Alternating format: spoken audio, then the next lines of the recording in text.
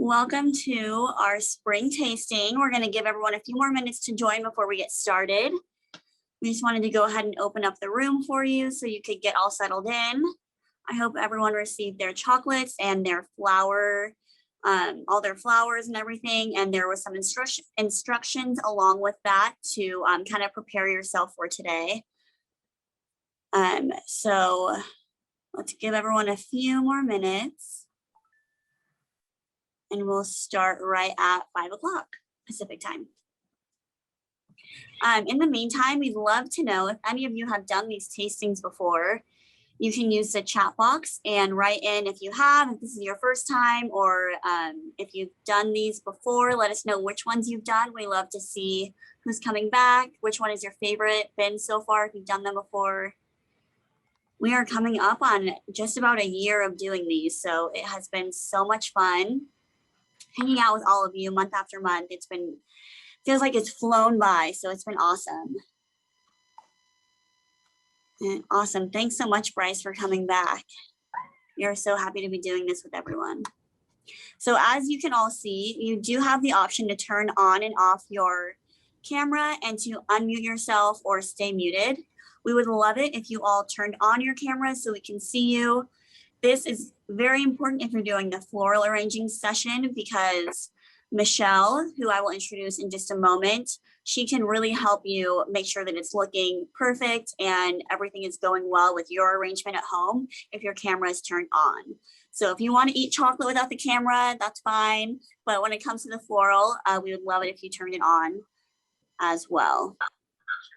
And we will go ahead and get started. I turned my camera on. Where is it? So my name is Lauren. I will be your host. We also have some special guests on tonight. We have Tammy Jo, who will be your chocolatier. She is one of our master chocolatiers here at Ethel Chocolates. She's been with us for about 20 years now. She began actually in our factory side, learning about how all the machines work, how all the pieces are made, all the ins and outs, and then transitioned to our retail side, where she now hosts these tastings daily, basically. And she's learning and continuing her education of chocolate through Mars. On the floral side, we have Michelle Howard, who is the creative director for Flora Couture, which is a family-owned and operated and female-owned business since 1997, and they're local here to Las Vegas, Nevada. So their work has been featured in Las Vegas Magazine, ABC's Extreme Makeover, channels like NBC, ABC, and CBS, as well as throughout the Las Vegas Valley in hotels and other commercial properties. So we are so honored to have her on. They are an amazing company. They're huge here in Vegas. If you're local, you probably have heard of them. So without further ado, I will go ahead and hand it over to Tammy Jo to go over the history and talk to you a little bit about Ethel Chocolates.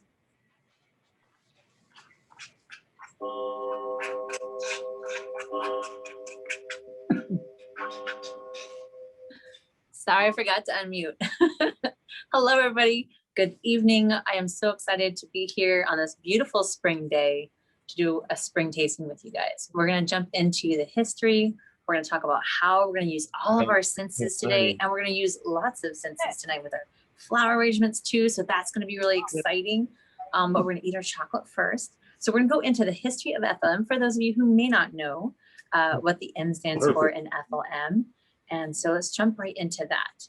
So Ethel M, what does the M stand for? I'd like to ask, for those who do not know, to guess what that stands for. Does anybody know what the M stands for? Mars. If you want, you can unmute as well. I don't know what that is. Mars. Mars. Yes, it stands for Mars. Frank and Ethel Mars started making chocolate in Tacoma, Washington in 1911. And from there, their passion grew and they started the Mars Company. Their son, Forrest, retired from the family business in 1976, moved out here to Henderson, Nevada, where our factory store is located. And he decided to retire and grow a beautiful cactus garden.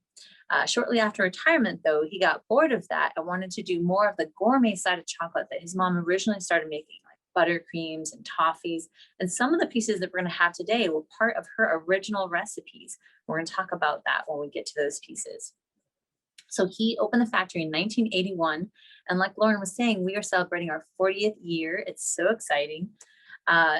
We have lots of cool things that we're going to be doing. So that's really, really fun. And the garden, he loved cacti. A lot of people ask this question, why do we have the cactus garden next to a chocolate factory? Well, he also loved gardening. So he did eventually have that garden he wanted in his backyard.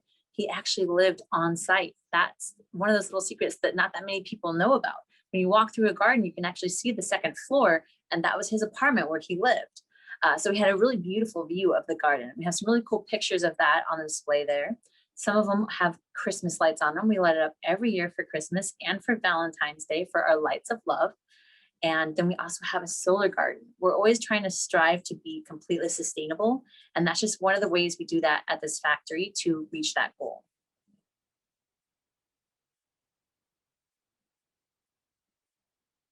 All right. And if you're just now joining us, go ahead and open up your boxes, get your chocolate ready to eat, and get your placemat out and get something to drink to cleanse your palate between each new piece, whether that be wine or water, however you want to do it.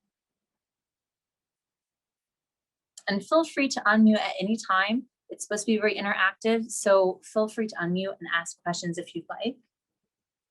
So we're going to experience chocolate with all of our senses. What exactly does that mean? So what that means is we're going to look at the pieces of chocolate, sight, then we're going to touch it, then we're going to smell it, and we're going to take a bite, but we're also going to listen to that bite because some pieces are going to have a nice kind of snap to them when you bite into them. So really kind of listen for that. And on your first bite, you're going to eat chocolate slower than you've ever eaten chocolate before because I really want you to think about all the texture and taste that you're getting out of each piece. And you want to try to do at least 2 to 3 bites of each piece. So after you pick it up and admire the beautiful artwork of it and feel it, trying to decipher how they got the filling inside, then you're going to smell your chocolate. 80% of your taste comes from your smell, so that heightens everything. And there's a lot of beautiful things to be smelling tonight, so that's really exciting. So then we're going to take a bite.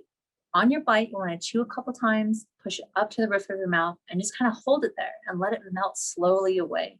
Think about all the texture and taste that you're getting in that piece, and then compare that to the next piece that you have to decipher which one you liked the best. All right, then we have a really cool placemat. And the placemat is going to help you identify what your favorite is of all of those pieces that we're going to be trying today. So write down some notes. It's really fun to look back at what you wrote because each piece is going to get better and better and better. So definitely write down some notes and thoughts about each piece. The flavor wheel is going to help you identify what category each piece goes into. And the best part is sharing this with everybody that you're eating it with because everyone tastes things differently. And when you mention, oh, I had a customer the other day, she was trying one of the toffees and she said, it reminds me of popcorn, like caramelized popcorn. And the minute she said it, I suddenly tasted popcorn. It was so weird. So definitely share that amongst everyone. If you're tasting something that you don't think anyone else is tasting, because it's really fun to see how all of a sudden everybody else tastes it too. All right, so now we're going to get into our first piece of chocolate. The wait is finally over. We're going to get to eat. So go ahead and pick up that first piece of chocolate. This is the white chocolate vanilla truffle. So go ahead and pick that one up. Now remember to take a look at it, admire how the design is, like how did they get that design on there? We're going to talk about that in a little bit, but first we're going to eat it. Remember to smell your chocolate. And you might have a hard time smelling it at first. So what you can do is you can rub the bottom of it. It kind of warms it up and releases the aroma. And then take another deep breath in. And then whenever you're ready, go ahead and take a bite.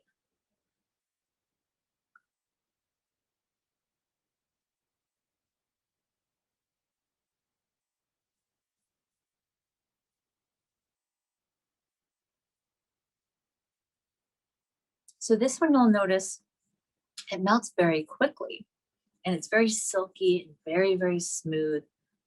And it definitely goes into a lot of different categories. So for me, I always get dairy, sweet aromatics, but I also get a little bit of floral. It for some reason, sometimes it just reminds me of like lavender. No? Michelle, I'm curious if you're noticing that too.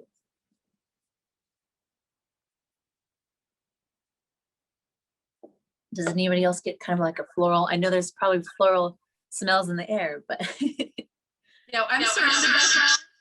Ooh.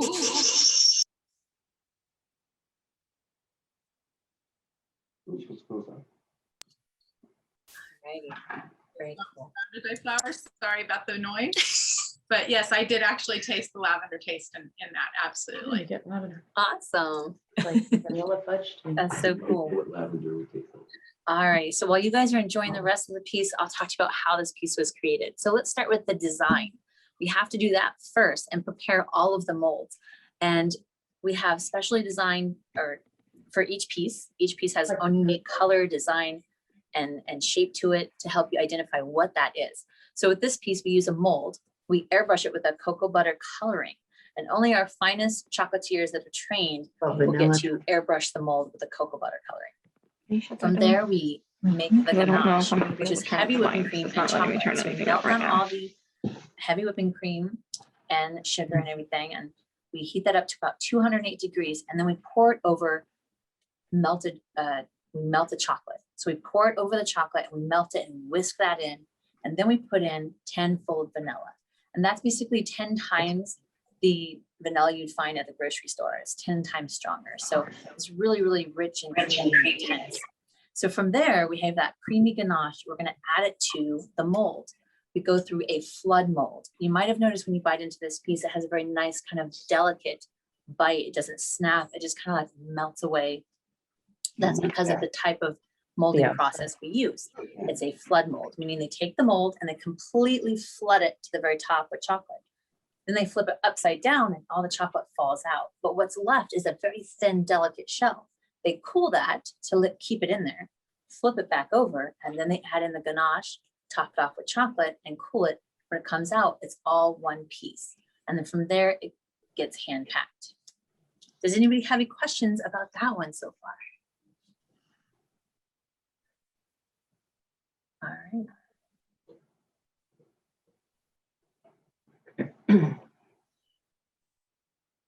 So now we're going to get into chocolate in general, like how does it become chocolate? Where does it grow? So cacao trees can only grow 20 degrees north and south of the equator because of the environment. They have to have high humidity, lots of heat, and lots of moisture. So if you look at the map here, you can see that they grow in South America, West Africa, and parts of Asia. But the main thing that they have in common is they're 20 degrees north and south of the equator. That's why they can only grow in those areas. But if you look closely at the map, there is one state that can grow cacao trees. Does anybody want to guess and tell me what state that is?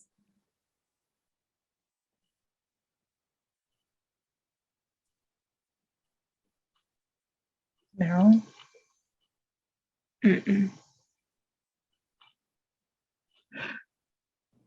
Hawaii. Yes, that is correct. It's Hawaii. Very awesome.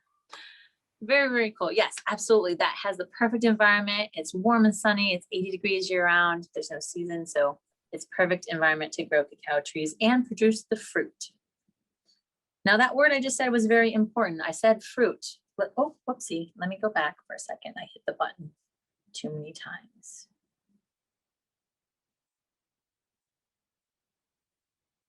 No, I didn't. I'm sorry.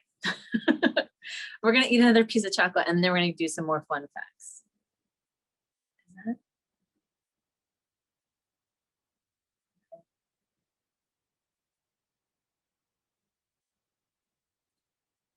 So when the cacao trees grow, they have the flowers bloom on the base of the trunk all the way up into the branches. And to harvest the pod, this is what the pod looks like. And it's roughly the size of like a small football. This is just a rubber replica. This one's not a real one. So it doesn't look, the coloring's a little off. But basically the trees don't grow very tall. They're about 7 to 9 feet tall. And they bloom flowers all the way from the base all the way up into the branches. And once the flowers get pollinated, it takes 4 to 6 months to grow a full-size pod. From there, they're going to get harvested with a machete. They crack it open and scoop out the beans. And then they're going to go through fermentation. And basically that's a big, huge box full of beans. And it sits out in the sun and kind of heats up. It melts down all the sugars in the pulp, and that helps change the acidity of the bean. And then from there, it goes to the sun drying table, where it's a bamboo table and they're going to constantly rotate the beans so they really can dry them all out so they get rid of all the excess moisture. And if you guys have any more questions about that, just let me know. You can type in the chat box or you can come off mute and let me know. Turn my volume up a little bit so that way I can hear you guys a little better. All righty. So now we're going to jump into our next piece of chocolate, which is the sea salt caramel. Now with this one, you want to take it in 2 bites for sure, because on your first bite, you're going to eat it salt up. And on your second bite, you're going to flip it upside down and eat it salt down. And that completely changes the flavor of the piece. It makes it more intense because you're causing it to land on your palate in a different pattern than it did the first time. So it completely changes it. And don't forget to cleanse your palate if you haven't already. And if you're drinking wine, you might want to cleanse it twice. Just so you know, I am drinking water. Alrighty, guys, let's remember to smell our chocolate. Deep breath in and out. And let's go ahead and take a bite.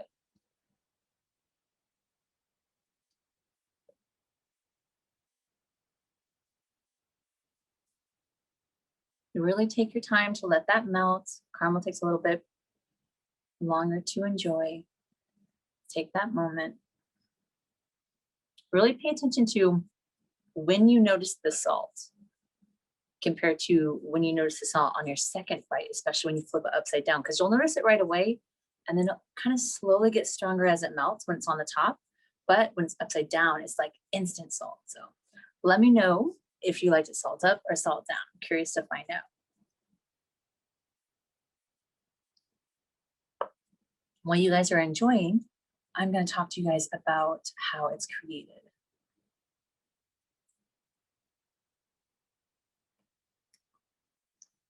So this piece is our sea salt caramel. We're going to heat everything up in a copper kettle gas heater. And it's going to, we use copper because it disperses the heat more evenly throughout the batch. And then from there, as it's melting down, we heat that up to about 239 degrees to really start caramelizing all that butter and sugar. And then when it's ready, we're going to pour it onto a cooling table. Now the cooling table is regulated, so they can cool it really fast or really slow depending on how it needs to be cooled. And then from there, they're going to cut it into slabs, feed it through a machine, and score it.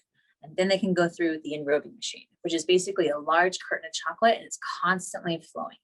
We have, you can kind of see it in the background of these slides here, but there's another picture we have of it, so you can really see an up close picture of what that looks like. Once it goes through, they actually put the salt on by hand.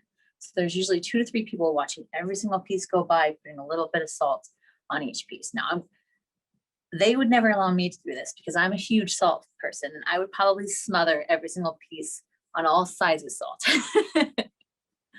I'm curious to know what you guys thought. Did you guys like it salt up or salt down?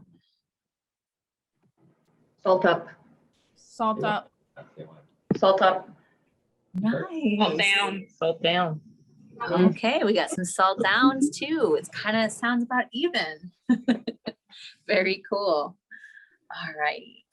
So now we're going to get into another one. This one for me always goes into a couple different categories. It definitely goes into dairy, but it definitely goes into the sweet aromatics. Lots of butterscotch kind of flavor too, because of that salt kind of naturally enhances everything. I'm a salt down fan. That's the way I like to eat it, salt down. All right, let's cleanse our palates and take another bite of a new piece. I'll be back. You need water. Yeah, grab me one. And grab me a napkin or a paper towel or something. And the next piece is going to be our pecan toffee. So this one has a nice crunch to it. So you'll hear kind of like a snap, but it also has a layer of chocolate on the bottom. This one's very similar to our pecan brittle. If you've ever had that, you're going to notice that this one tastes very similar to that one too. Remember to smell. So if you haven't taken a bite yet, let's do something different on this piece. Let's actually plug our nose. And by plugging your nose, you're actually taking 80% of your taste away. And you're probably thinking, why do I want to do that? Well, when you bring it back, it makes it more intense. It's like a wave of like flavor. It's really cool. So remember to smell. And then we're going to hold our nose shut, take a bite, chew a couple of times, and then release.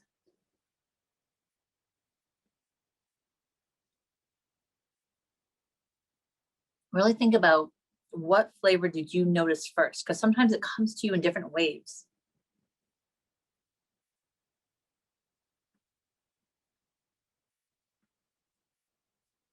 I would say I definitely noticed the pecans first, like the toasted flavor of the nut, then lots of butter, then roasted flavor from the chocolate, and then it went back to butter.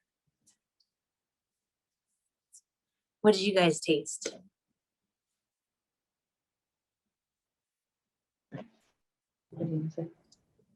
Same thing you did. The butter first. Awesome. Butter. Butter first for my husband. Butter. Mhm. Funny story. It's a short story. I asked one of the chefs one time, and I was vague with the question because I know we can't give out too much of our like recipes, but I had just asked like, how much butter do we go through?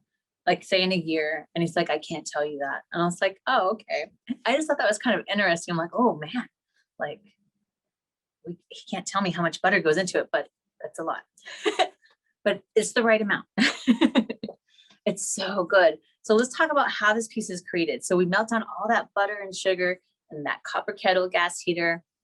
And these are some really cool photos of one of the first times they made it on the conveyor belt. So the machinery that you're seeing in this shot is kind of like a vintage photo. It's really, really cool. So this is one of their first runs of this piece. They melt down all the ingredients, they pour it onto a cooling table, and then they have to wait for the right moment to cut it. Because with brittle, if you wait too long and you try to cut it, it's going to randomly break where it wants to break. But if to get that perfect square, we have to use these rolling pins with round blades on them. And depending on how close you put them together, that will determine the size of the piece, because we use it to cut it both directions. So we kind of score it. We go one direction and we go the opposite way, and that gives it a nice grid. From there, we cool it down completely, and then we're able to go back and break it because we pre-cut it. It has that nice grid. It's going to snap where we want it to. So we break it all by hand, and then we put it on the conveyor belt for it to go and get a layer of chocolate on the bottom. Any questions so far?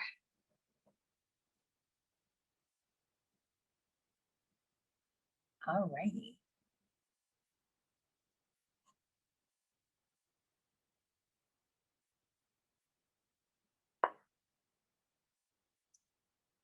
So we kind of already touched base on this one. My slides kind of swapped a little bit. This is what that tree looks like, and this is what the beans are going to look like. So they're kind of covered in that gooey pulp. Fun fact, I actually got to try the pulp ones and the bean, and it tastes very sweet, almost like mango and pineapple kind of mixed together, but it's not very strong. It's like a very subtle kind of flavor. And then the texture of the pulp is kind of chewy. It's like the same, like when you're touching it, it's like carving a pumpkin. That's what it would feel like in your hands. And then the texture of eating it, just kind of slightly chewy, but it is completely edible. And then the bean is like really crunchy, like a nut. And I actually have some beans right here. I can show you guys, which is really cool. I'll show you some more detail about that in just a bit. Any questions about the fermentation process or anything? Does anybody ever eat the beans just plain like that, like in the bowl? After- Or is that After it's roasted, yes, you can eat the beans. They're called nibs. So nibs are basically chopped bean. And I actually, you can put them in like smoothies and oatmeal and your yogurt. And they're really, really good. They have like the texture of like a crunchy, like eating an espresso bean, except for it's chocolate. All right. So here we have the beans. We're going to talk about sorting. So once we sort through the beans, what exactly does that mean? Why are we sorting through them? We're looking for the perfect type of bean to make a high quality chocolate. So let me get, I found a really cool bean the other day that I always like to show on camera, but I never crack off the shell because the shell happened to crack in a very special way. And I just think it's fascinating. So I'm gonna get that out and I'm gonna show you guys. Look at how cute this is. Can you guys see it? It looks like a heart. And so it's special to me. because I'm a chocolate freak. Okay. Did everybody, I hope you guys got to see. I'm gonna show it one more time. It's so cool.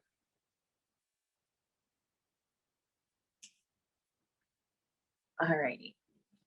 So when we crack open the beans, we're looking for the perfect coloring. And the shell on there is kind of rough. It's not very shiny, but once you break that off, it's kind of like the skin of a peanut.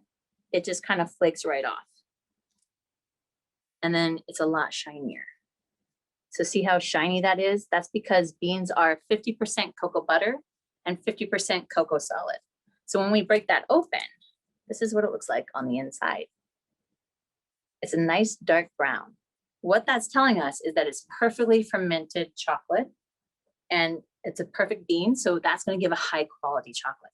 So then if you take that and you, after it's roasted, grind it up, it just kind of falls into little pieces like that.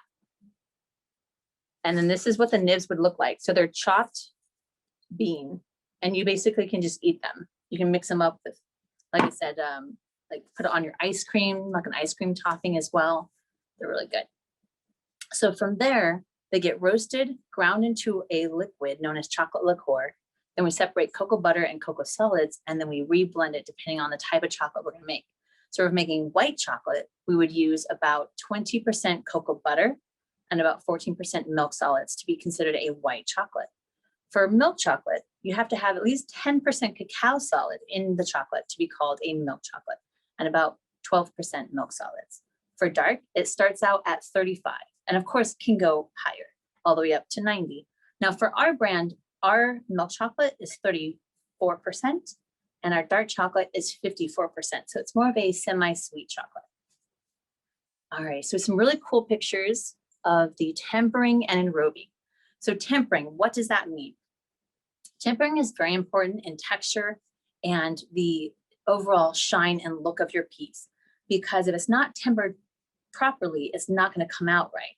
So if you ever bought a candy bar at the grocery store and it got kind of melted, so you stuck it in the freezer right away so you could get it off the wrapper, and when you open it up, it has that kind of really weird swirly white powdered look to it. What that is the fat cells in chocolate separating from the actual chocolate. Doesn't mean it's going to taste bad, but it just messes up the texture. So we don't want that to happen. So we heat the chocolate up, then we cool it down, then we heat it back up, and then we stabilize that temperature and keep it there. Depending on what you're working with dark chocolate, you do 88 degrees. With milk or white, you're going to do about 86. So once we keep that right temperature, then we're able to enrobe everything or mold it. So then we have that picture of the enrobing machine. So this is basically a large trough full of chocolate. It's going to be pumped up from the tank into the trough. It falls down into a tray, catching the chocolate. That's what covers everything on the bottom. And then it falls back down into the tank. So nothing ever gets wasted. Does anybody have any questions about this process?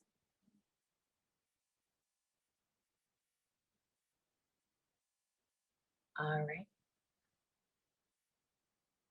Now we're going to get into the dark side of our chocolate, and we're going to kick it off with a bang. We're going to be having the cherry cordial with brandy. So just like the picture shows, it is very gooey. So get a napkin ready because you might make a mess. I don't know about you guys, but I always make a mess. So I have a napkin ready to go. All right, so remember to smell your chocolate. And right off the way, you can definitely smell a huge difference with the darker chocolate and with a little bit of that brandy in there. You can kind of smell the alcohol. And of course, whenever you're ready, go ahead and take a bite. I like to bite the bottom of it so it doesn't drip so much. So I bite it like this.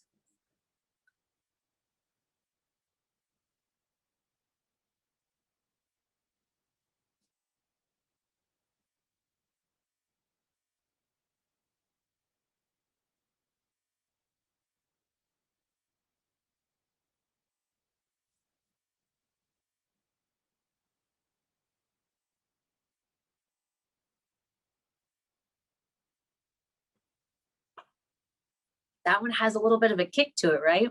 Definitely goes into a couple different categories.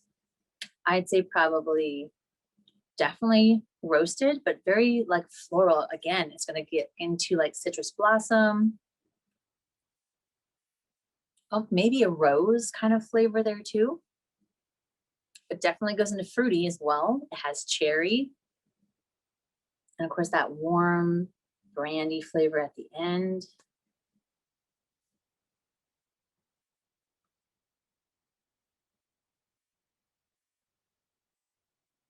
So to create this one, we have to, again, decorate the mold first. So we're gonna airbrush that mold with a beautiful cocoa butter coloring, set that up. That usually takes about a day to get those set up. Then we're going to do the flood mold. We're gonna flood the mold with chocolate, flip it upside down, the chocolate falls out. And then when it comes back up, we'll put the cherry in. And then they put the juice in after that with a depositor. I remember when we first started making these, we actually didn't have the technology to put the cherry in by a machine. So we actually put the cherry in every single one by hand. And then from there, after they add the brandy and the juice, they're going to top it off with chocolate and then go through a cooling tunnel. It becomes that finished piece and they're able to hand pack it. Does anybody have any questions about this one, or do you want to share what you tasted? Tammy Jo, so I couldn't taste it because I'm not a cherry fan, but Whitley tasted it. Can you say that one more time? So Whitley got to taste this one because I'm not a cherry fan, but you know, she liked it. It was definitely bourbony for sure. Like that hit you just nicely enough, and the cherry like had a nice subtle undertone afterwards. Definitely messy and definitely need a napkin. Right? It's messy. What Awesome. is the creamy portion? Can you tell us about that? That's around the cherry again? So the cream inside is brandy and like the natural juice from the cherry. That's it? Yeah. Oh, The brandy was very. wow. Yeah. I really thought it had to be something else. I mean, it just, I don't know, just got so creamy. Yeah. It's really creamy inside.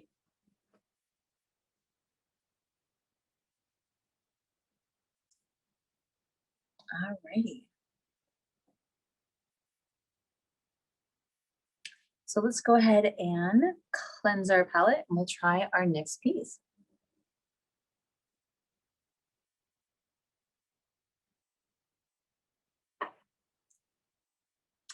I might have spoiled it a little bit, but what we're going to do for the next piece and the last piece is I'm not going to tell you what the flavor is. I kind of like snuck it in there for a few seconds, but then I turned it off again because I want you to try to guess what you think it is. So let's go ahead and pick it up. This is the one we're going to be trying, the cute little kind of triangled square. And it has that same coloring as the cherry. Yeah. So remember to smell. Now this one, you're definitely gonna get a lot of floral notes. This is definitely our spring fling kind of taste here. It's very, very interesting. And I wanna know what everyone thinks it tastes like. All right, this one's a little messy too, just so you know.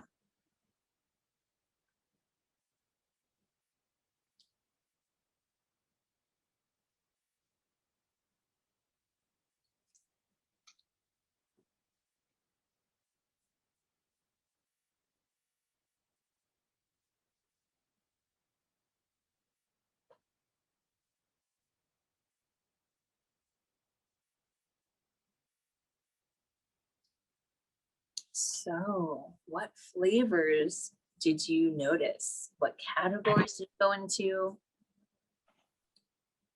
I taste peachy. Okay. It does taste like peaches. But then the chocolate kind of takes over, It which is does. fine. What other flavors are out there? Like what else do you guys notice? Passion fruit. Passion fruit. You want to try more of this whole piece over here? I'm good.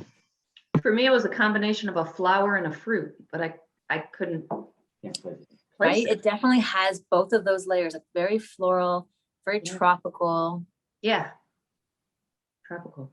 My whole team said passion fruit. Passion fruit, nice. All righty. Well, the name of this piece is prickly pear. Oh, we should know that.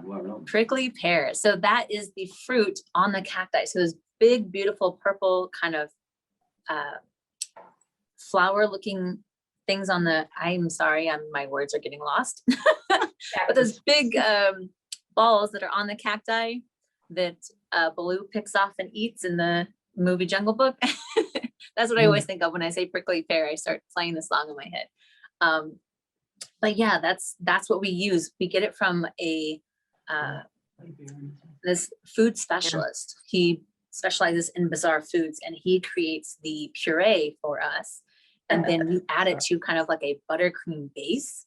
So it has that kind of like really creamy, rich texture, but it also is very tropical, right? It's like hard to pinpoint what it is unless you've had prickly pear before.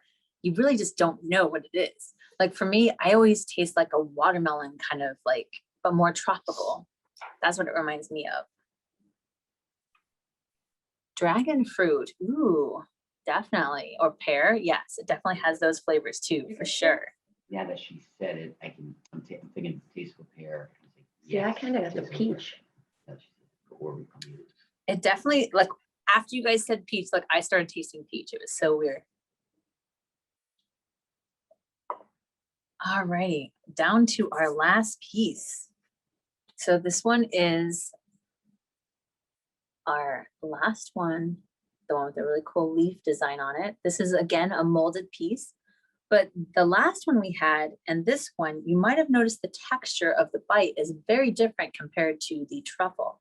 Again, the truffle is going to be that flood mold texture, so very thin shell. With this piece, really pay attention to how it sounds when you bite into it because it has a really nice like snap to it.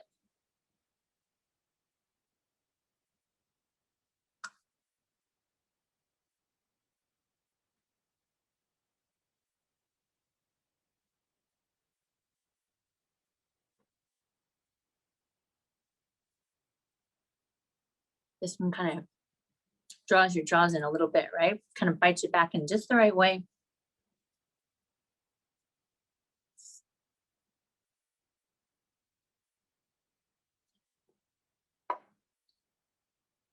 So what flavors are you guys getting? Lemon. Lemon, yes.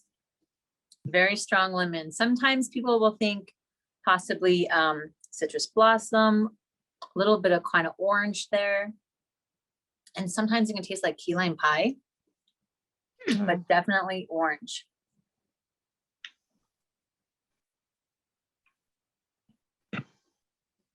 So I think the coolest fun fact about this piece is that this was created, I believe, before 1911. It was his grandmother's recipe that she handed down to her daughter, and then she handed down to Forrest. So it's a very huge family favorite. It's one of their top pieces that they always get. And to this day, it is still the #1 favorite. So I'm curious on if you guys had, I should have asked you before you bit into it. I forgot to do that. Did you lock down your favorite before you tried this one? And did it change your mind?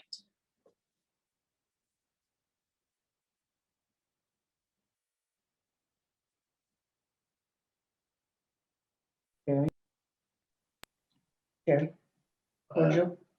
My favorite is dark chocolate cherry cordial still, but I gotta tell you that lemon is pretty awesome. Right. It's like 1-1A, something like that. I feel like I'm getting chocolate and like a lemon meringue pie at the same time. So I'm cheating. It totally does. It totally tastes like delicious. lemon meringue pie. Absolutely. Mm-hmm. That's delicious. Very cool. Okay, well, does anybody have any other questions or anything you want to share? Go ahead. Are all three of the dark chocolate pieces, you said 54%? Yes, that is correct. Yep. Sometimes the lemon will taste almost a little bit darker. Yeah. The reason for that is the type of bite. So you might have noticed this one had that nice snap. It has a little bit of a thicker shell. So because it has more dark chocolate versus filling ratio, you're getting more dark chocolate in your bite. So you're tasting a darker, it seems like it's darker. but it's not. It's the same type. It's just there's more dark chocolate compared to the other fillings. Wow. That was impressive. Good dark color. Mm-hmm. Yeah, I have it. Oh, you missed buying a whole box of these. Yeah, we used to have a whole box like in store where it was already pre-made, but you can still come in and do a design your own box and get a whole box of just lemon. Wow. We should get that for Christmas for the family. It's so good. And they do sell our chocolates on Amazon as well.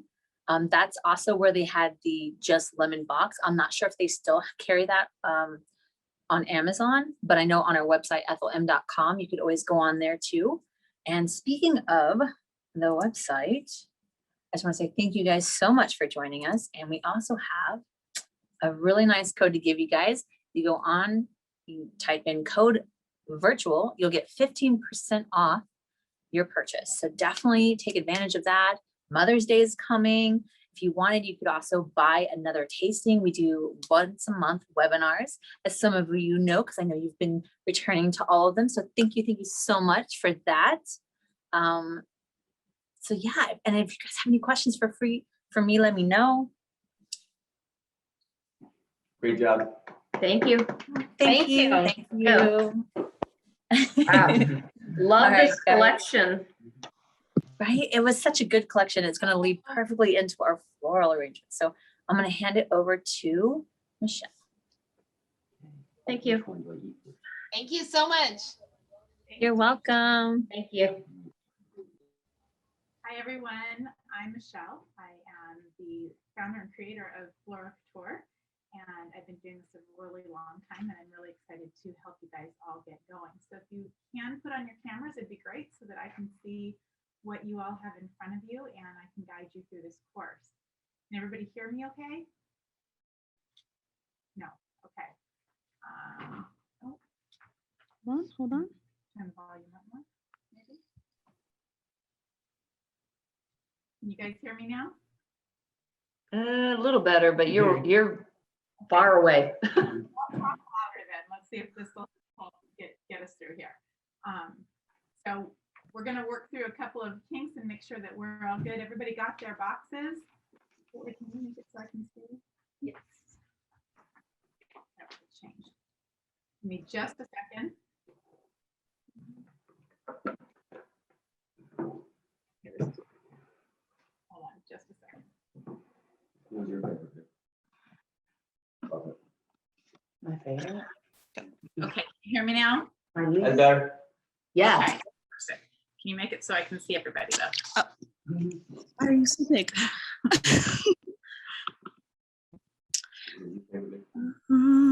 Just, Oh, it's because we were spotlighted. okay. So everybody got their flowers? You have all of your flowers out in front of you? So if any of your flowers arrived a little bit damaged, that's okay. You'll notice that a lot of things do sometimes when you pick them up from the market, or if you go grab them at Trader Joe's or anywhere else, you're going to have some bruising going on. So we're going to go through that.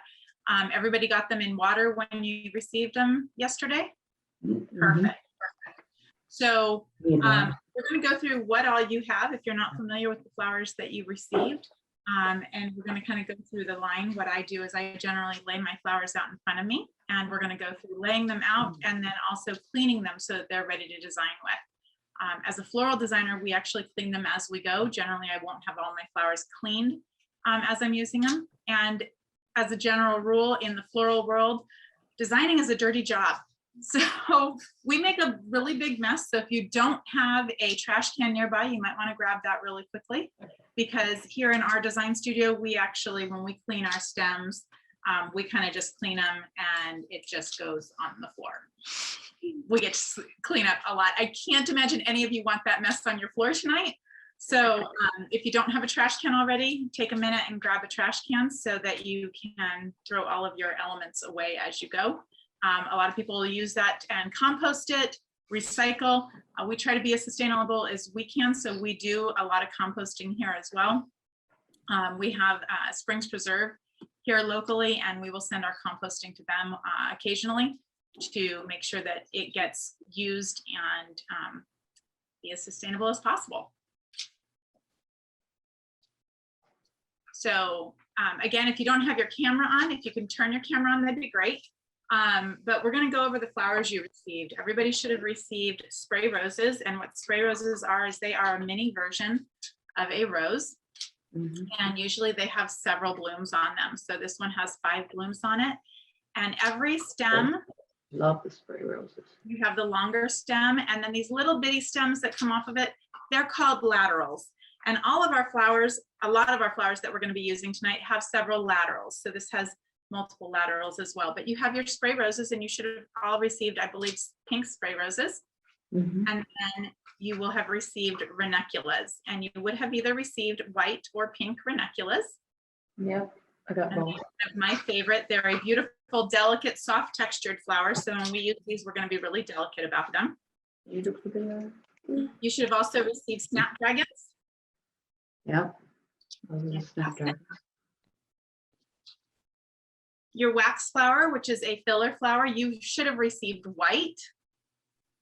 And then you should have received lilies. So you all have lilies that are your stargazer lily varieties. So they're like this lily right here. Yeah. My lilies tonight are going to be white. My lilies are hurting.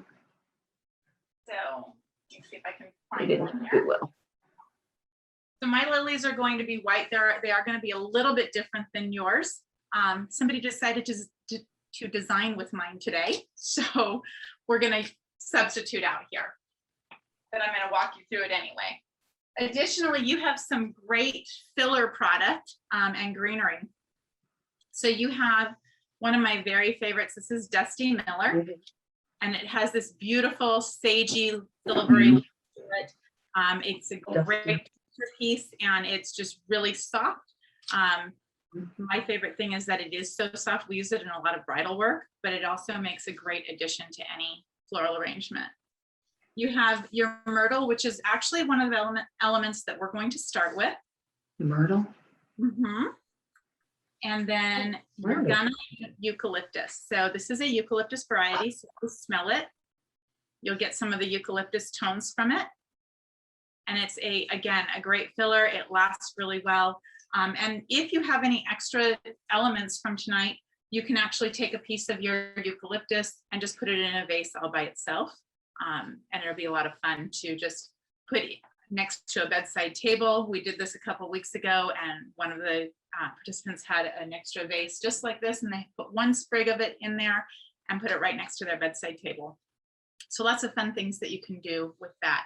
So everybody has their flowers laid out in front of them. Everybody ready to go? Fantastic. So you should have received your vase and your flower food packet. So we're going to go ahead and get that ready. And does everybody have a snip or a garden shear or a scissor or like a kitchen scissor in front of them? So in the flower world, I've been doing this a very long time. We've always used knives. I use a really big knife, much bigger than most designers use, but I'm going to use a snip tonight. When you cut your flowers, we cut our flowers on a 45-degree angle. And the reason that we do that is so that they get as much surface room as possible to suck up the water and maintain freshness, so that they're getting all those elements. We've sent you all a packet of flower food, and we are going to open that up and add it to our vase. Do you all have water in your vase yet? So whether you have water in your vase or not, you're going to add that flower food into that packet and then fill it up with water, or vice versa. I'm much better with a knife than with shears. And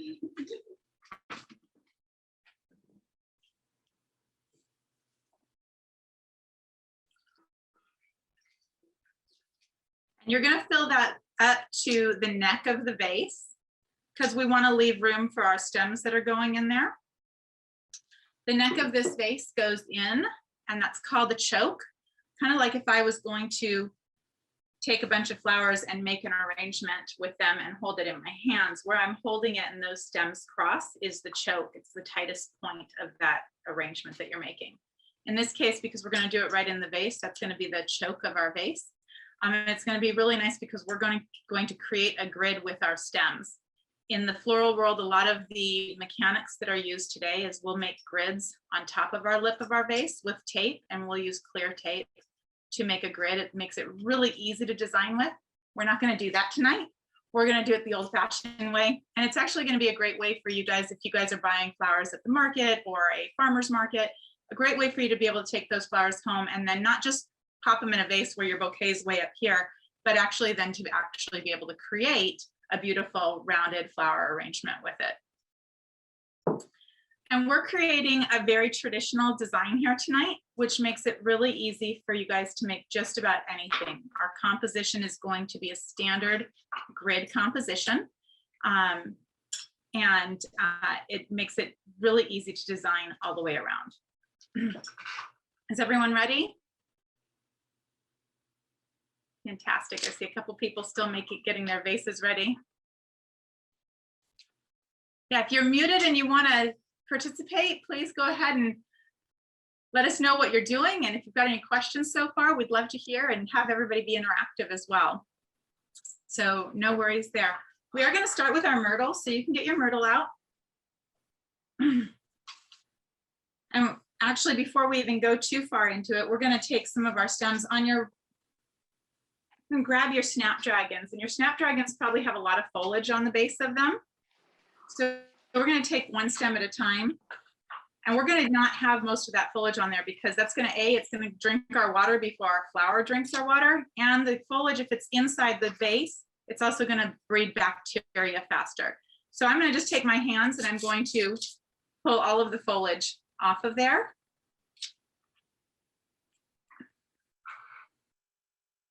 And you can do that to all of your stems of your snapdragons. It makes it really easy to not have to do it as we're actually designing with it.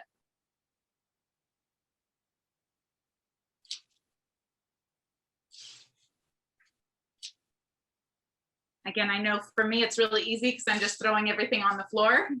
For you guys, it might take a couple more seconds to get through it. You might want to put your trash can right underneath you. The rest of the flowers, we're going to actually clean as we use them because some of that greenery we might want on them and some of it we won't.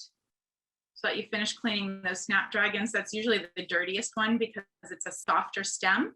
So it makes a bigger mess on your hands. So it is a dirty, dirty job.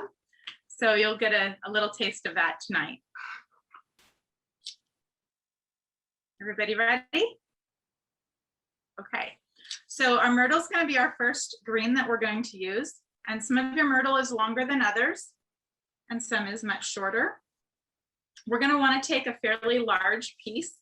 And basically when we're designing, we are designing at least double the size of our vase. So at least the size of our vase to a size and a half of the vase that we're in. So this is an 8-inch vase. So you want your piece to be roughly 16 to 24 inches tall. I generally go about 16 to 20. This arrangement that I have already pre-made sits at its highest point at 21 inches. Not that you have to measure, but you're using that as a base for how big you want to get. You wouldn't want an arrangement that's 3 feet high in a vase that's this small. You also wouldn't want to necessarily squat it down real low. So you want to be proportionate. And you take your first piece that you're going to use and you're just going to pop it in the center. Obviously, our next pieces are going to be what helps. And I actually did clean the base of that before I put it in. So anything that's in the water doesn't have all the extra leaves going on in that. And then I'm going to grab this piece and it's got a lot of different pieces in it. And so I'm actually going to cut it and use it twice. So I'm going to cut it where we've got some laterals coming off of it.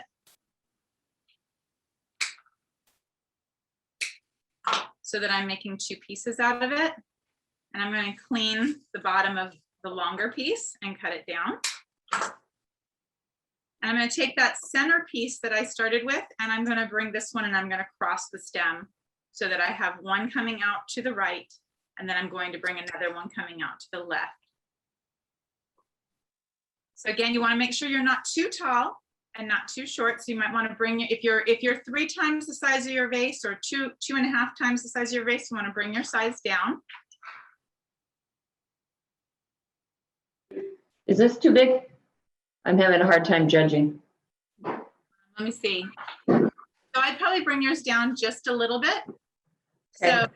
it looks like, can you see better on your monitor? So yeah, probably bring it down by, your top one down by just a few inches. My husband says 26. So that's too big. She says Just 20. a few inches. Perfect. I saw him there with the measuring tape. That's great.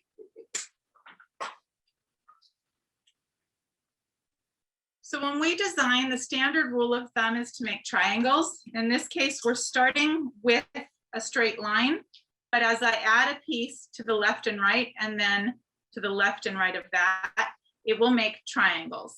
And that is how you want to think about your basics for your designing.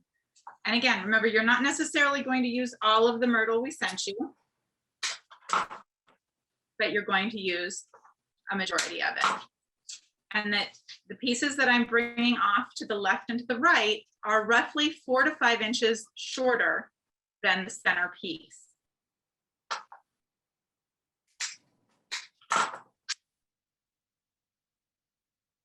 So when I'm done, that center piece is pretty much going to stay pretty vertical.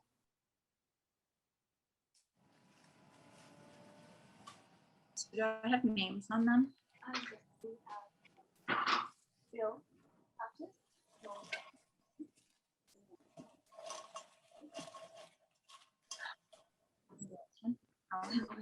Helen, so you might want to bring your size down by a good probably 6 to 8 inches. You're really tall.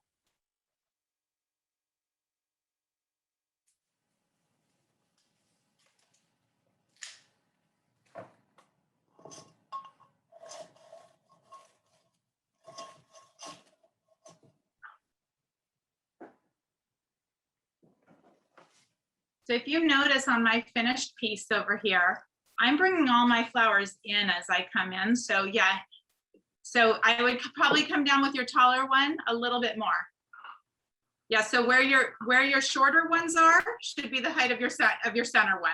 Yeah, and then your shorter one should be about 6 inches, about 5 inches lower than that. So as we design, you can see my tallest piece here is in the center, and as I come out to the side, I'm getting much tighter because I'm going to bring this whole arrangement in as I go. So the flowers that we bring into the side are going to be much shorter because their stems are going to be more at this angle here. So if you have 4 pieces in there and you feel like you need a little bit more, don't get too crazy because we're going to add other flower elements in there, and that will help lock everything into place. And the next thing we're going to use is spray roses. Are we ready to move on? Everybody feel ready? Okay. So we're going to grab your stems of your spray roses.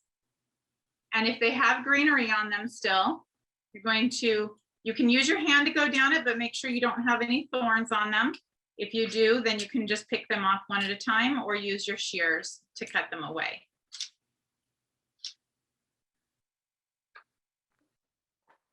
And I believe you received roughly 4 or 5 stems. And if you look on your spray roses, a lot of your stems may have bruises on them. So if you look really closely, there's some bruising on there. Generally speaking, on my spray roses, I'll leave those as they are because as they open up, those bruises will be to the outside and you won't see them. But if the bruises bother you, you can take your petal and you can just slightly twist it to one side and it'll come right off. So on our standard roses, on our larger roses, when they come in, they have all of their original petals on them. Those outer petals in the floral industry are what we call guard petals. They are what we take away as the damaged product before we use them in our designing. So anything we use in a wedding or an event, we'll pull those away. But when I'm using flowers just in my own home, I leave those on there because I like the bigger petal count that you get with it. So everybody up to speed? So where we have our greenery out to each side, we're going to cut our roses, and our roses are going to create our, actually I'm going to use the right color, so I match your color. Our roses are going to create our next layer. And so they're going to create our next triangle. And if you cut it too short, don't worry. What's that? Bill, do you have your right flower? So Bill, that's your spray, that's your ranunculus.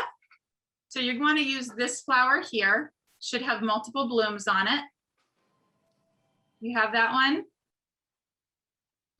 Did you get your ranunculus? So you've got your ranunculus, it looks like. Do you have your spray roses?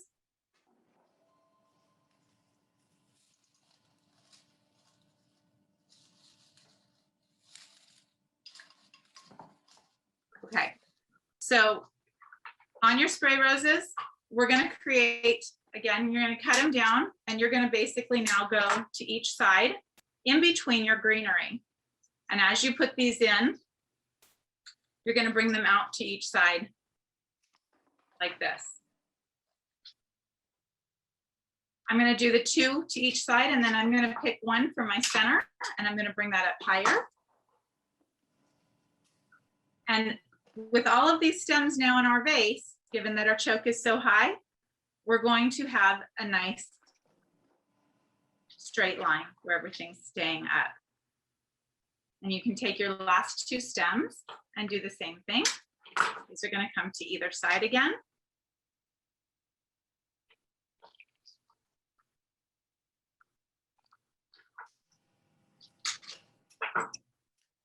So you basically created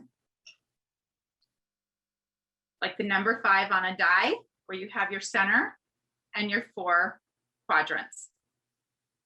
And again, from here, you have a triangle, another triangle, all the way around. Does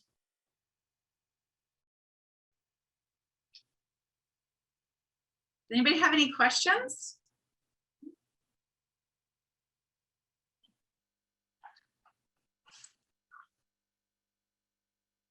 We all good? We up to speed on everything? Okay, so the next thing we're gonna actually play with is our lilies. And again, like I said, you guys have these beautiful stargazer lilies. But because I'm dealing with a slightly different lily, I'm gonna show you on this lily. So again, here you have your much longer laterals, right? So I think Sue, like you've got what, 4 blooms on there. So that's going to be really great. We're going to have fun with those. Okay. So you can either use your scissor or you can snap them. But if you use your scissor or your shears and you cut that, the longer ones, especially the lower ones right at the base, because you're going to use those. These are going to be really great for us to play with. Okay. So you want to leave the center nice and long, but if you've got long laterals, we're going to be able to use those. Okay, so I'm just going to pop mine off very carefully. And the one thing I want to share with you about lilies, I don't know how many of you are familiar with lilies. So lilies have these pollens in them. So if any of these pollens have popped, and if they've got an orangey powder to them, they're going to stain. So we want to pull these off before they open up. But if they have already opened up and they've stained your flower, I'm going to show you how to fix that.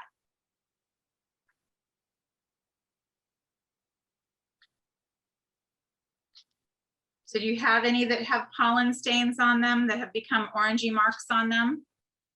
Yeah, I have one. Only one?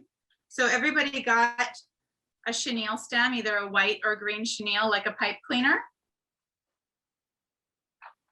So if you have stains on your lilies, you can take that pipe cleaner and fold it so you don't have that wire edge.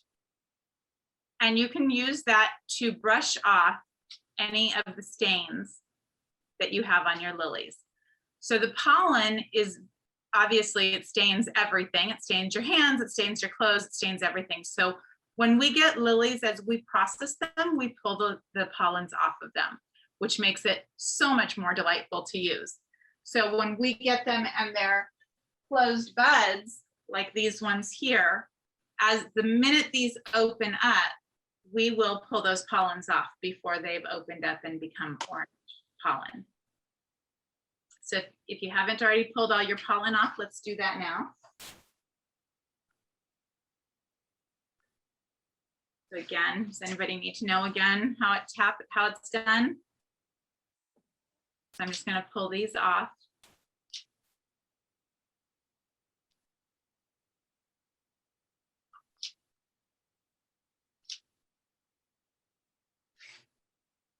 Anybody have any questions? We all doing good? Okay. Does everybody have their spray roses in?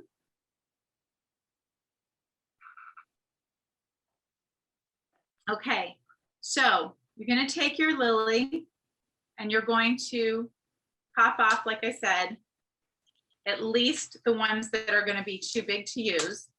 So I'm gonna, for me, because mine aren't open yet, I'm going to leave my one bud at the top and this other bud. You might have one bud and one that's open, or you might have all open ones. I'm gonna take most of the greenery off of this as well, because again, that's going to drink up my water before the head of my flower. So I'm gonna leave 2 pieces on and I might decide to take those off as we design. Would you say that I need to take this guys off? So I would take the lower one, go ahead and take off. And they're nice long laterals. So we're gonna use them all. Every Okay. bloom we're taking off, we're going to use. Okay. On that first stem. Don't do them all yet, just do your first one. Okay. And then we're going to go ahead and cut it to size. This is gonna be one of our tallest points, but it's going to be our tallest point for right now. So it's gonna be a little bit taller than my spray roses. And I'm going to decide this is going to be one side of my arrangement, and that's going to fit right in there, right next to my spray roses.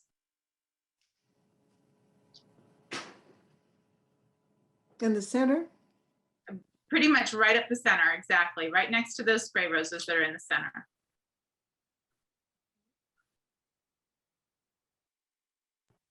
Is that too tall? They're jumping way up.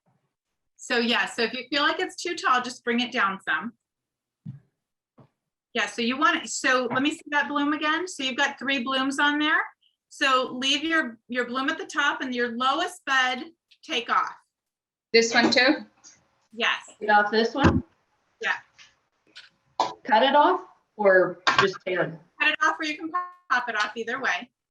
Again, you're gonna use it, don't get rid of it. And then just cut this down shorter? Down so it's right down in the center, exactly. Okay.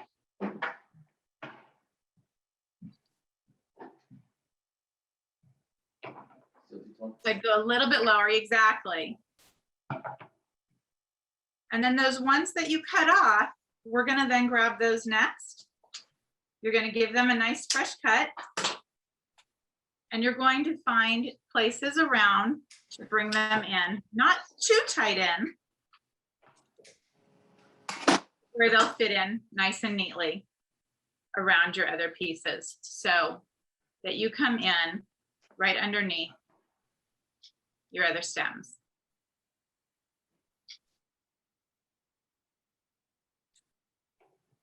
Good with that?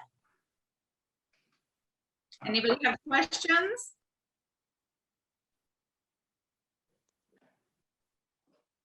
Is in my bottom one.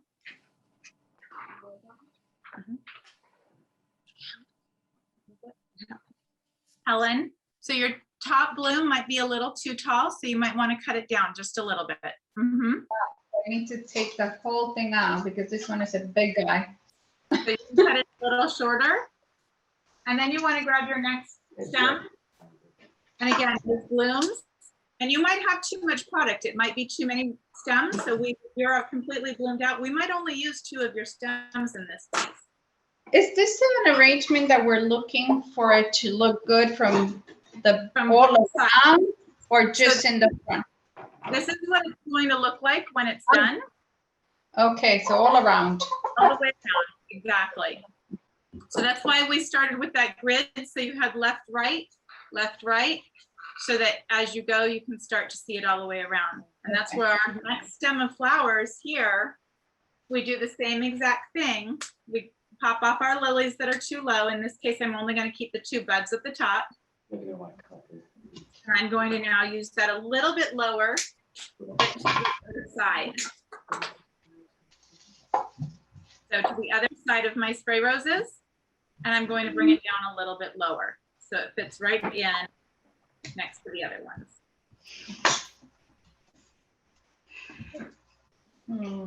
Come on, look.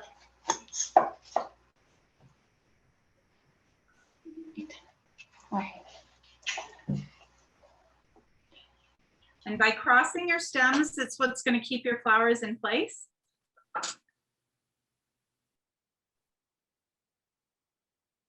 And then your laterals that you took off, you can find other spaces around the other side to start creating your look all the way around.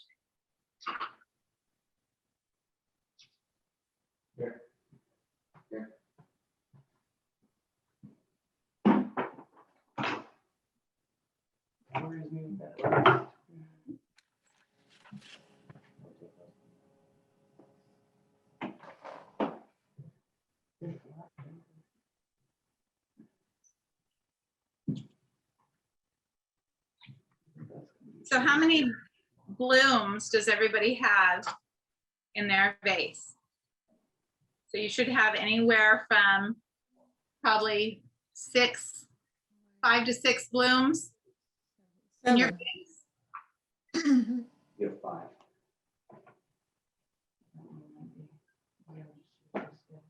So if you have too many blooms, if they're all very bloomed out, then we can just set what's left aside. Is everybody up to speed with me? Yeah, okay. Sure. Give everybody another second or two to catch up.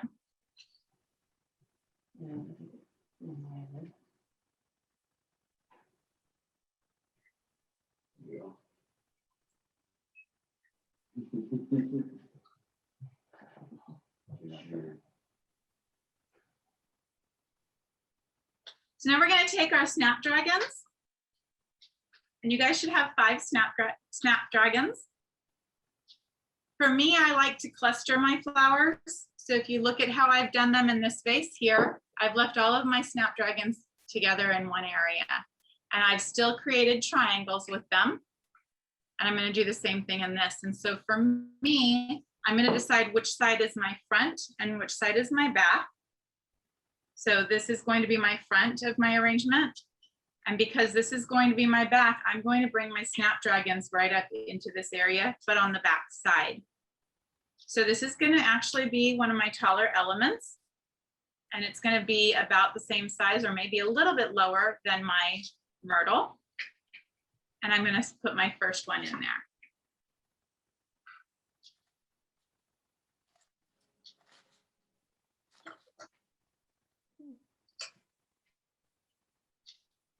We have to speed with our first one. And then my next one, and I can put it right next to my vase so I can see that I've cut it to the right size. If I've cut it a little short, I'll hang on to that and I'll put it in next. But if I've cut it too tall, I can cut it a little bit more and I can figure out exactly where I want it cut. And then I'm going to start creating that triangle. And I'm going to bring this one in just lower than my top one so that I'm beginning to create that triangle look. And then that one that I cut a little bit too short, I'm going to bring in just below that. And so there's my triangle. As I add my 4th and 5th one in, I can go higher and lower, or I can bring the other 2 right into here and still angle them out. When I'm adding my flowers into my vase, if I want my bloom to be right here, I'm going to put it in at that exact angle. So I'm going to go in at the exact angle that I want that flower to sit at. And I'm going to put that all the way down into the vase. So it's really drinking water. As our flowers drink water and the level of the water goes down, we want to make sure that those stems are all the way down inside there. How's everybody feeling so far?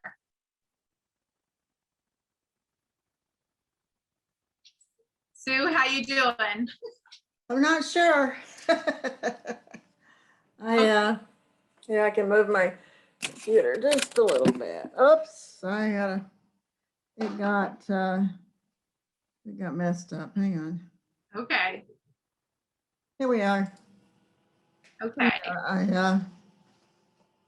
It's, okay. So what, as we add some more greenery into it, you might want to bring your snapdragons down a little bit. So your tall one I would leave, but then bring your next one in tighter to it. So see how I have a tall one here. I'm gonna bring the ones right in next to them. So it's only at a slight angle each time I go down, and then I'm getting shorter and shorter as I go, so that I'm bringing it into the neck of the vase. this one broke. Okay, so you can just still cut it a little lower and make that one be your lowest one. If the stem is broken, but that's broken inside the vase, it's still gonna drink just fine. Okay, it is. So, and that would just be your lowest one.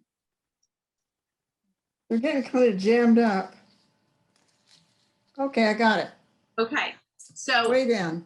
if you're getting jammed up, we've got a lot of product already in there, and this is where we may not use all of it. So as you can see, for example, I end up having extra blooms all the time, and I'll put them in other vases just to pop them here and there. So if you have those extra laterals that we didn't use, for example, of our lilies, you can get bud vases, put them in your bathroom. They're going to be really fragrant. You can use them in your kitchen, anywhere where you want to have those extra blooms, because you're not going to necessarily need them all in here.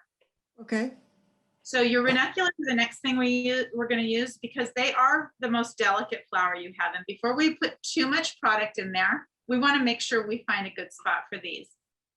And just like I clustered my snapdragons, I'm going to cluster my ranunculus.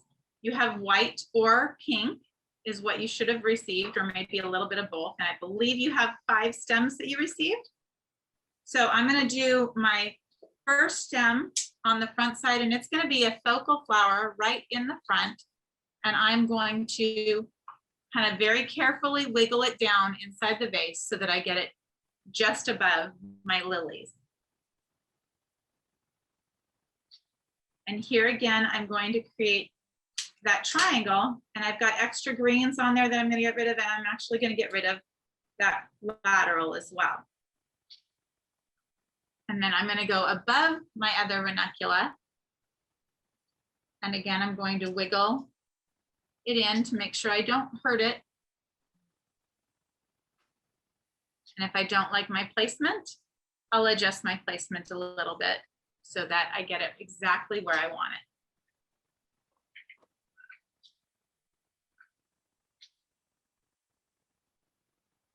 There you go. You can see the 2 of them in there. And then I'm going to add a third one to my front side, creating that triangle again.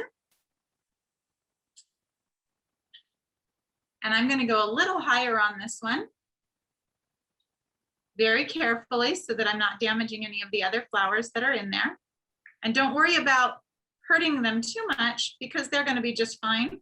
So you can wiggle your flowers around and move them and manipulate them a little bit. So I've got my tallest one right up in here. And then I've created a triangle with them right there. And my last 2, I know we're not going to be able to create a triangle this time, but I'm going to put them on the back side, and I'm going to put them similarly to the way I added them on the front. And I'll turn this around so you can see. So same thing, I'm going to come in right in here. And then I'm going to add one more.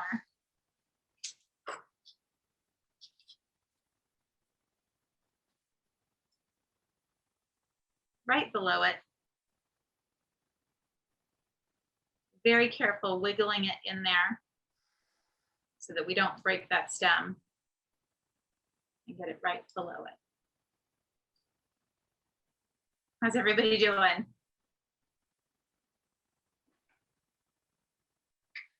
So I'm going to let you guys catch up, and I'm going to clean up a little bit of my product while you guys do that.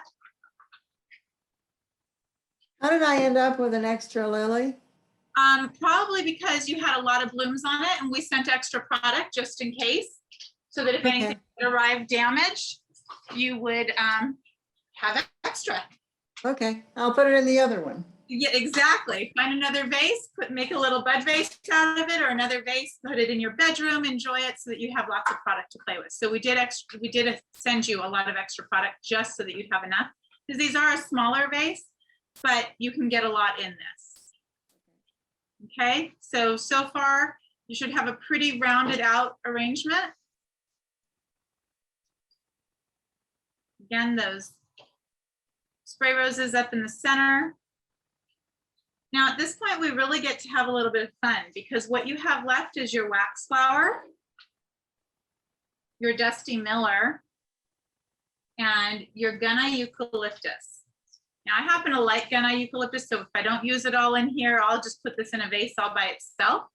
It'll give us a really fantastic look. But this is gonna fill our holes. And I'm gonna start with our Dusty Miller. And a lot of your leaves, if any of your outer leaves are really weak or droopy, we're just gonna get rid of them. So this one's actually fine, but if you have lots of little leaves out coming off the side, like for example, this one's got a broken one, I'm not gonna really be able to use these. So I'm gonna just cut those away because I want the chunkier pieces like this. And we're gonna just give it a little bit of a cut. And then we're gonna find somewhere closer to the bottom to kind of fill in our holes that we might have. And we're gonna get that down in the water, and then we're going to manipulate our leaves to be where we want them.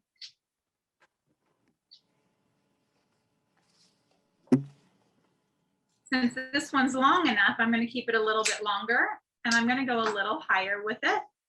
And I'm gonna fill in this spot way up high, but I know that I can get the stems all the way down into the water, but that way I get some of this color a little higher into there.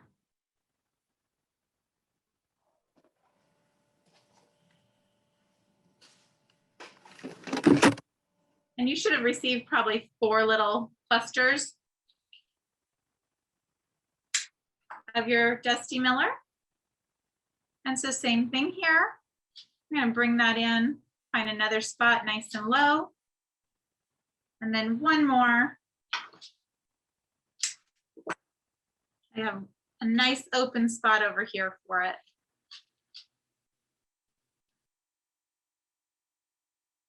How are we looking, everybody?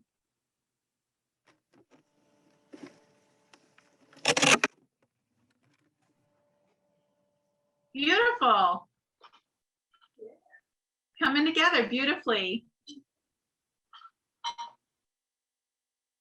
I'm gonna give you all a couple minutes to catch up.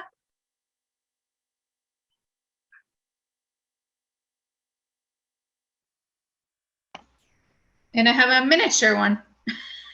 Perfect. Look at you. You're exactly what I said to do. That's fantastic. I had a lot of blooms. Perfect. Perfect. Yeah, I mean, you'll end up with a lot of extras sometimes. And it's great if you can make extra pieces with it. So the last 2 elements you have are your wax flower and your eucalyptus. And these are literally what we're going to use to fill in our blank spaces. So on our wax flower, same type of thing. If you cut or break off your stems, you're going to break them up long enough that you can get them into the vase, but they're a filler flower. You don't want them way up here. You want them to be filling in the gaps that you might have left. So I'm going to put this right in between these little flowers here because it's a gap that I have left and I want to fill it up. And again, as I'm going, if I've got greenery on the stems, I want to clean that off. You can do that just with your fingers.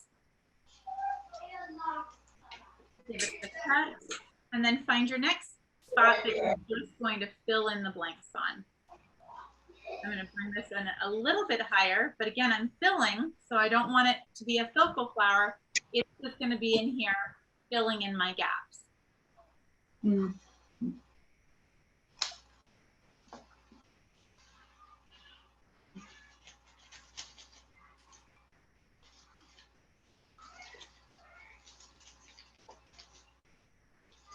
Again, this is another product that you're probably going to have some extras of.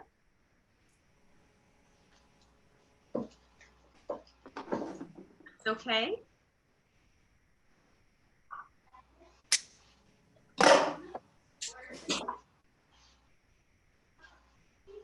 Keep going and turn your piece around and around.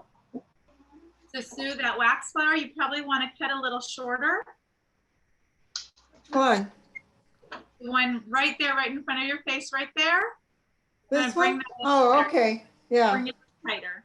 okay. All right. So I'm just adding the touches into here to fill my gaps. And I'm going to end up having quite a bit of extra, and that's okay. I'm okay having the extra. I'll use it somewhere else.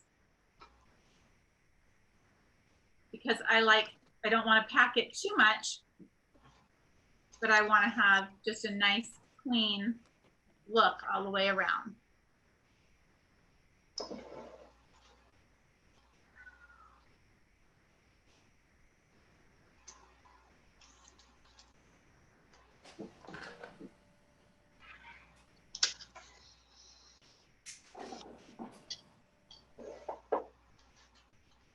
And then you're going to do the same thing with that Gunna Eucalyptus. This is going to require a lot of cleaning because you don't want so much of this greenery on it. And you're going to cut smaller pieces. All right, so you can, again, just fill in the gaps. So even some of the laterals that are on it, you're going to cut away because I'm going to cut my pieces down. So I'm only using pieces about that big.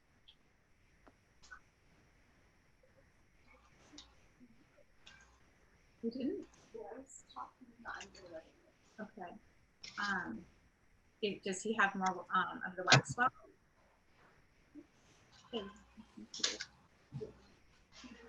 Right, so did you receive enough of the other product to fill in?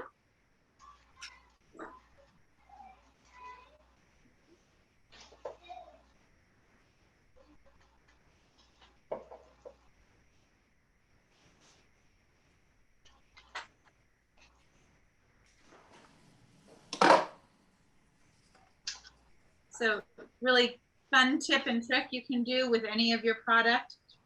I go foraging in my backyard. I have eucalyptus trees in my backyard as well as lemon trees, lots of different plant material in my backyard. And so I will go to my backyard oftentimes and I'll just forage right out of my backyard and put vases together out of the greenery in particular in my backyard.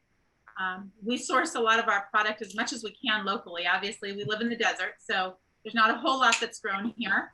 But I grow stuff in my backyard on purpose. So I have amazing ivy, olive, eucalyptus, as well as several other bushes that I forage right out of my backyard that we can use into our beautiful designs.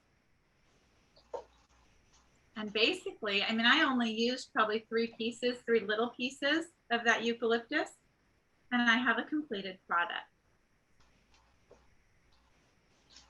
If you feel like you're too airy, you can cut things down and bring it in to tighten it up. If you notice, I'm tall here, but I brought everything down and rounded all the way around. So this is a traditional style so that it's completely rounded out.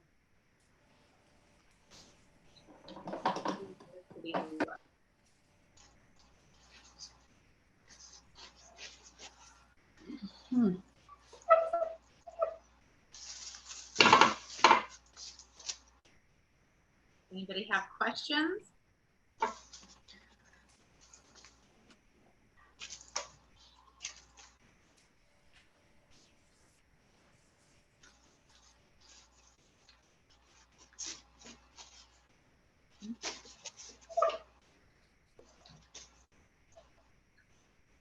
So there's a lot of fun things that you can do with your flowers. We do definitely recommend don't put them in direct sunlight. Everybody thinks that wildflowers grow in sunlight, so they need to have sun. Once they're cut, they no longer need the sunlight. They actually want to be in cool environments, cool, darker, not dark, but darker environments. So you want to keep them out of direct sunlight, and you really want to make sure that that vase stays full of water. So if you pick up your vase now, you should notice that your vase is probably pretty full, if not to the top, really close to the top. You want to keep it full the whole time of it. So what I recommend you do is I recommend you water it twice a day. It's going to drink a lot of water today, but you want to make sure it stays full. The other thing I'll recommend that you do is tomorrow morning or in 2 days time, literally dump all that water out and refill it. And obviously you don't want to turn your vase upside down without holding your flowers in place because they'll fall out. But if you pick up your vase and hold your flowers at the net, you can tip that whole thing over and those flowers are going to stay right where they're at. Because as you put those flowers in the vase, you crush the stems and it's created a nice bridge. So I can actually, you guys don't have to do this, but I can actually pick up this whole thing now, take it completely out of the vase and put it right back in. And it's going to stay exactly how it was because all of the stems are crossed. Mhm. You have any questions about that? No questions? So the great thing about this is if you go to the market or a farmer's market and you want to take flowers home, like I said, rather than just giving them a cut and popping them in a vase and the flowers are all sitting way up here, you can now design them and put them in a nice rounded style and put them anywhere in your house. And you can do this one-sided. I know we had the question of whether we were creating a one-sided arrangement or a two-sided. You could do this where all your flowers are just facing to one side. You can do this in a truffle vase, a filter vase. I personally like really tight rounded arrangements. So I'll cut my flowers really short and put them in a low vessel. So something like, I'll put them in a vase, something like this, and I'll just round them out right on the top of it. The things you can do, obviously, we have lots and lots of vases at our disposal, and we can make a lot of fun things. You have at your disposal, you have pots and pans, and we'll do things in arrangements all the time. I've actually put arrangements in pitchers or pots. I have a girlfriend who I'll bring flowers to, and she's really funny. And I brought her a bunch of flowers, and I didn't have vases for them, and I pulled a pot out of her drawers, and I pulled a pitcher out of her drawers, and I just started putting flowers in them. So by cutting them and remembering that triangle shape, there's so much you can do with them. Any questions so far? I was behind and I didn't hear where you put the eucalyptus or how. So just like your wax flower, what I've done is I just use it to fill in spaces. So I like it because it gives us that little bit of wispiness that you now see everywhere. And I only used one out of the 3 stems that I sent to you guys. So I'm going to take these other 2 stems and I'm going to probably I'm going to clean off the bottoms and put them in a vase, and I'll put them right next to my bed just so that I have that beautiful eucalyptus all week long. And this will last really well. And your flowers should last, you know, and you cut flowers depending on how well they're taken care of. They're going to last anywhere from 3 to 5 days. When I take flowers home, if I take care of them, and I change their water out, I'll get flowers to live anywhere from a week to 2 weeks. You just have to take the time and give them fresh cuts. So like I was saying about taking these out of the vase, if you wanted to take these out of the vase and actually give them a fresh cut every couple of days, they'll last even longer. So the more you take care of them, the longer they're gonna last for you.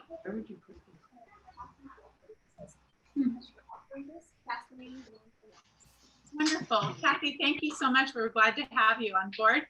We hope to do more of these with Ethel and with other entities as well. You can always check us out on our website. We don't currently have our virtual schedule up right now. We're hoping to do in-person workshops again soon. And we will be offering in-person and virtual hopefully within the next month.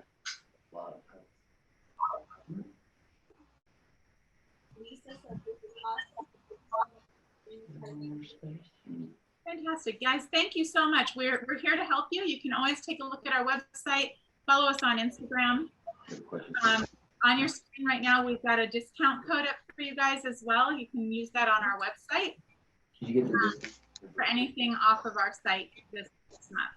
So we hope that you guys will use it if you have questions or anything along those lines, whether you DM us on Instagram or shoot us an email off of our website. If there's anything that we can help you with, we'd love to be there for you. Ethel 2021 is hers. Awesome. Thank you very much. It looks beautiful. Yours obviously looks better, but I've been doing this a long time. I mean, a really long time. Thank you. Thank you. Thank you. Thanks. Bye, everyone. Thank you. Thank you so much, Michelle. That was awesome. You're welcome, Lauren. This was a lot of fun.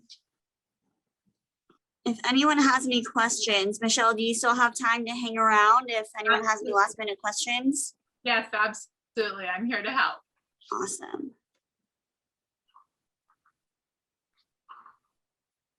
Okay, I have a simple question. Can you see mine? Yes. Where in the world do I fit in eucalyptus? I'm trying to spread this out and I'm looking and mine is not as round as yours. This is kind of the back Right.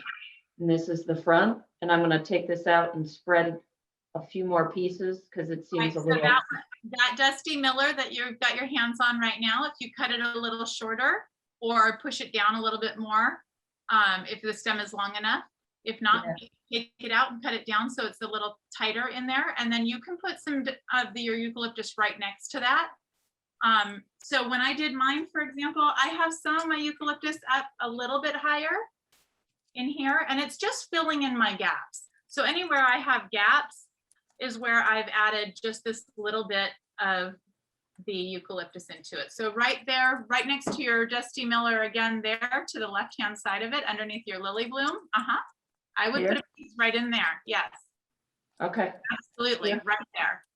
And then this is as far down, so I'm thinking of splitting it maybe. You can split it or just, yeah, you can just cut some away even. So oftentimes if we have set, if this was in, you know, and this was part of this piece here, for example, and this was just too far out and I liked the fullness of this here, I would just cut this away. I would cut the extra bit away. And that is the good thing about using shears as opposed to a knife. Comments. Heather said thank you. You're welcome, Heather. Sue Cactus says thank you very much. Thank you, Bill and Mary, for the gift. Aw. PJ Toros says thanks. Are there plans for future collaboration? Lauren already answered that. She said there are. And then Bryce responded back about the foliage. Yes, we did have everything else, so we can fill in with that other foliage. Well, we're very sorry that that foliage didn't make it in there, Bryce. Next time we'll make sure you get extra.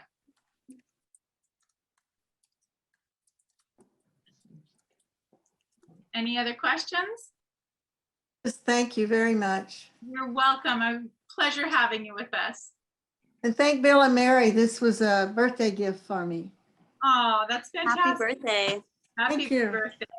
It was 107. Oh, goodness. It felt like it. Well, you did a great job and we loved having you on board.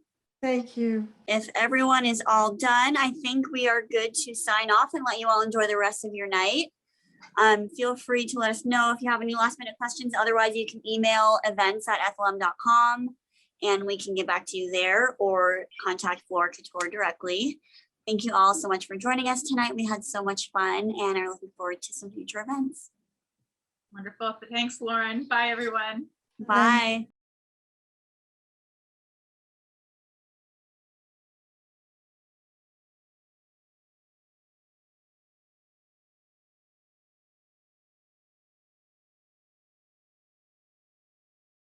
Thanks. All right.